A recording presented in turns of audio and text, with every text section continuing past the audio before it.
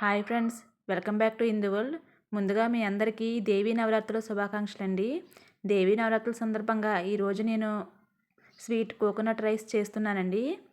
అమ్మవారికి చాలా ఇష్టమైన ఈ స్వీట్ కోకోనట్ రైస్ ఎలా చేయాలి ఈ వీడియోలో చూపిస్తానండి. అలాగే దేవీ నవరాత్రుల టైంలో కేసరి, దద్దోజనం, పరమాన్నం ఇవన్నీ వండుకుని నైవేద్యం పెట్టుకుంటాము. ఈ స్వీట్ కోకోనట్ రైస్ కూడా అమ్మవారికి నైవేద్యంగా సమర్పించుకోవచ్చండి. ఈ స్వీట్ కోకోనట్ రైస్ కోసం ముందుగా కొబ్బరి ముక్కని చిన్న చిన్న ముక్కలుగా కట్ చేసి మిక్సీలో వేసి పాలు తీసుకోవాలి. ఆ పాలు ఒక గిన్నెలో వేసుకోవాలి. నేను చూపిస్తున్న గ్లాస్తో ఒక గ్లాసు కొబ్బరి పాలు, అలాగే గ్లాసున్నర వాటర్ తీసుకున్నానండి. అదే కుక్కర్ అయితే మీరు ఒక గ్లాసు రైస్కి ఒక గ్లాసు కొబ్బరి పాలు, ఒక గ్లాసు వాటర్ వేసుకుని 3 విజిల్స్ రానివ్వాలండి. అదే గిన్నెలో అయితే ఈ విధంగా వేసుకోవాలి. తర్వాత ఒక గంట ముందు నానబెట్టి ఉంచుకున్న రైస్ని కూడా ఇందులో వేసేసుకుని స్టవ్ మీడియం ఫ్లేమ్లో పెట్టి ఉడికించుకోవాలి. మధ్య మధ్యలో కలుపుకుంటూ మంటని లో అండ్ మీడియం ఫ్లేమ్లోకి అడ్జస్ట్ చేసుకుంటూ ఈ రైస్ని ఉడికించుకోవాలి.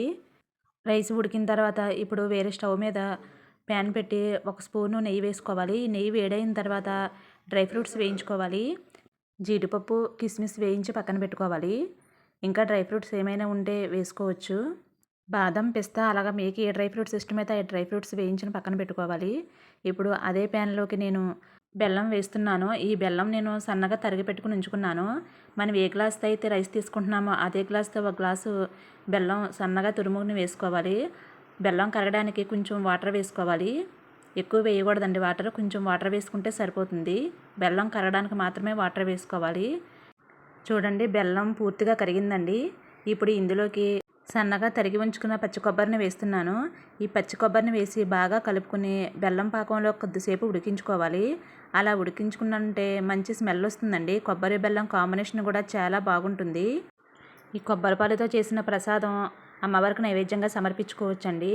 కొబ్బరి అన్నం అలాగే కొబ్బరి పాలతో చేసిన ఈ కొబ్బరి స్వీట్ని కూడా అమ్మవారికి నైవేద్యంగా సమర్పించుకోవచ్చు. చూడండి, ఈ కొబ్బరి బెల్లంలోకి ఉడికి కొంచెం దగ్గరకు వచ్చిందండి పాకం. ఈ ప్రసాదం తయారు చేయడానికి అన్నీ ఈక్వల్గా తీసుకోవాలండి. నేను చూపిస్తున్న గ్లాస్తో ఒక గ్లాసు రైస్ తీసుకున్నాను. అదే గ్లాస్తో ఒక గ్లాసు కొబ్బరి పాలు, అలాగే ఒక గ్లాసు బెల్లం, ఒక గ్లాసు కొబ్బరి తురుము కూడా తీసుకున్నాను.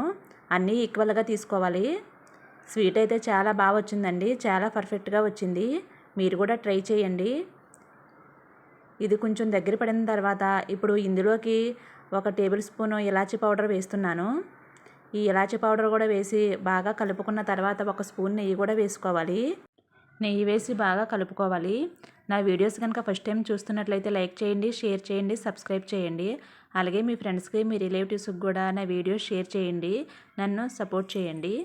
చూడండి, కొబ్బరి పాకంలోకి ఇప్పుడు నేను ముందుగా ఉడికించుకున్న కొబ్బరిపాల రైస్ని వేస్తున్నాను. ఈ కొబ్బరిపాల రైస్ ఈ పాకంలోకి బాగా కలిసే వరకు కలుపుకోవాలి. మంట మీడియం ఫ్లేమ్లో ఉంచి ఈ పాకంలోకి రైస్ అంతా కలిసే వరకు కలుపుకోవాలి. కొంచెం దగ్గర పడిన తర్వాత స్టవ్ ఆఫ్ చేసేసుకోవాలండి. చూడండి, ఈ పాకంలోకి ఈ రైస్ అంతా కలుపుకోవాలి.